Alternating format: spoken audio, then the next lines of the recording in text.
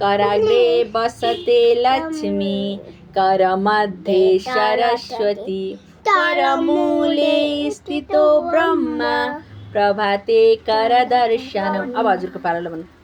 तलारे बटेत लम्बी तलमध्ये तलटटी अनि तलमूले स्थितो ब्रह्मा तलमूल स्थितो ब्रह्मा अनि प्रभाते पापाते तारादर्शनम्। अनि भनिसकेर के गर्नुपर्छ एकचोटि देखाउनु त मलाई। रातहान अनि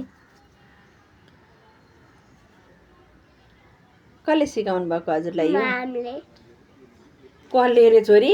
मामले मामुले होइन छोरी। हो अनि किन म्यामले भनेको त नि? हाउ टटले दिनु अँ? टट